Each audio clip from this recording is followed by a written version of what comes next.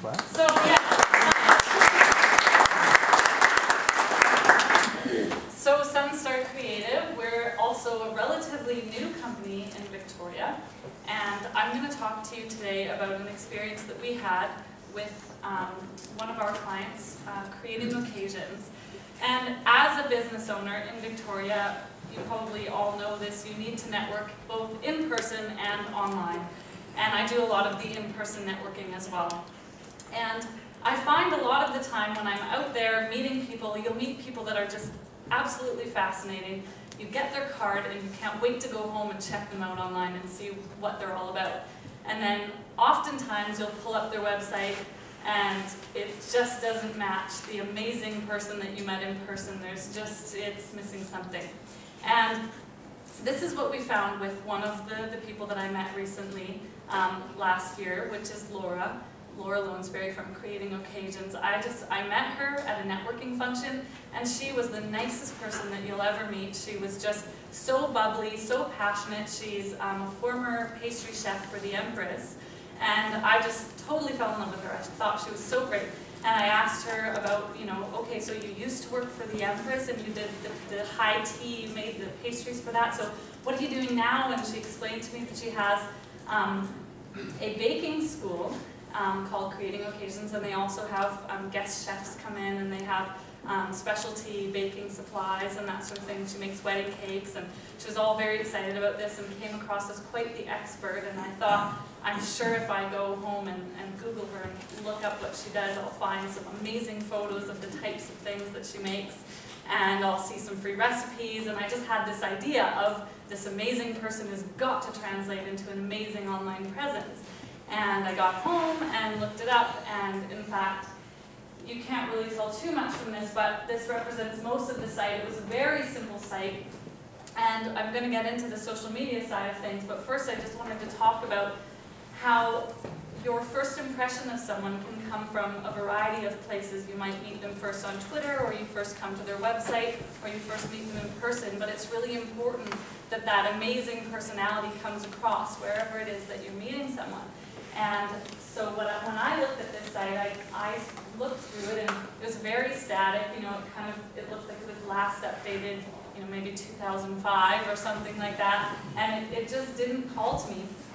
So what I talked to her about was this opportunity that I saw she had. I just read the book Purple Cow by Seth Godin. Has anyone heard of that book? Basically, he talks about how when's the last time you were driving down the highway and you saw a cow in a pasture and you slammed on the brakes and went, oh my God, it's a cow. No one does that because cows are not very extraordinary.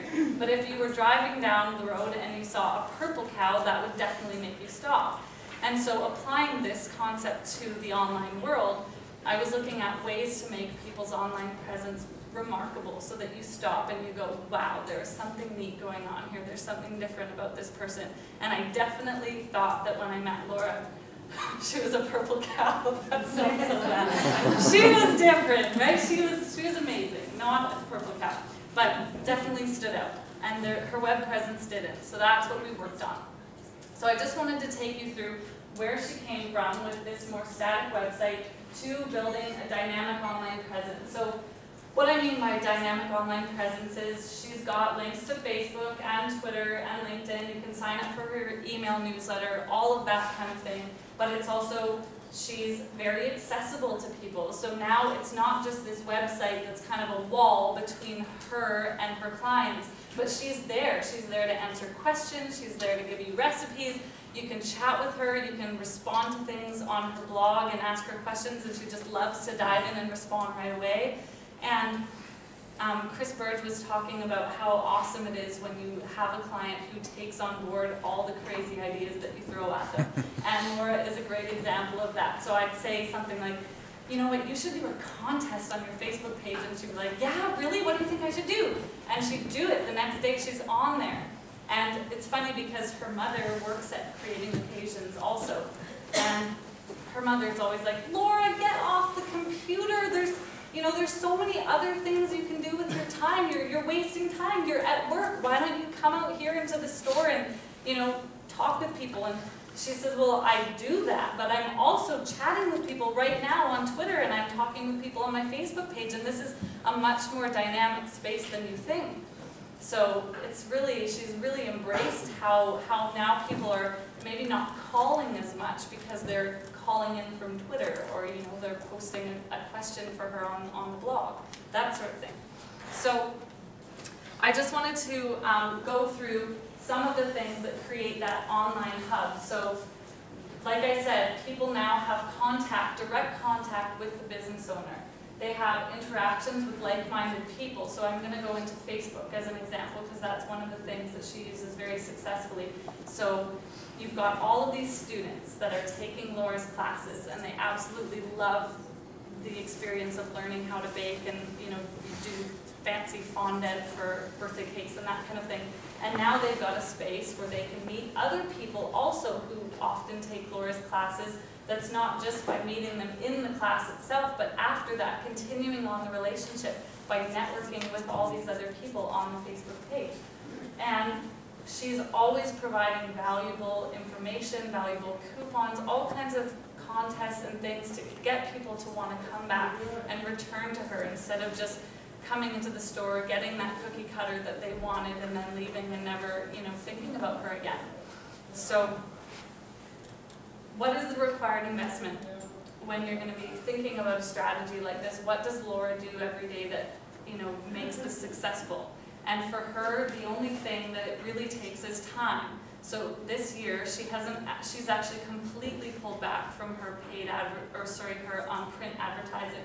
And she's now focusing on the online world because she's seen how effective it can be. And I think it's important to note, like Rod Phillips said, for every business this is different. And in this economy, and especially in Victoria, it's important to think about your target demographic. And there's still a lot of people here who read the newspaper. And there's a lot of people who still do look in the yellow pages. So not to completely cut off your print advertising, but to really evaluate it and see where you want to spend your marketing dollars. And for Laura, she was definitely seeing so much growth in her business just as a result of social media that it wasn't necessary to do as much in print. So time is one of the major things. So what does she do at that time? She's updating her Facebook page, and she's not just going in there and posting something like we've got a special on it, creating occasions, and then abandoning the Facebook page and hoping that that's going to result in someone coming in.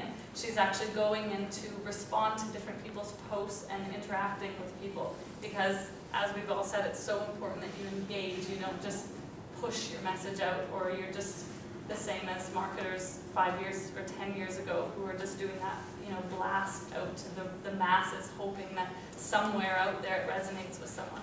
This is a much more personal medium. The other thing is tweeting. So she is using Twitter, and the same thing, both posting and interacting with people, writing blog posts, and sending email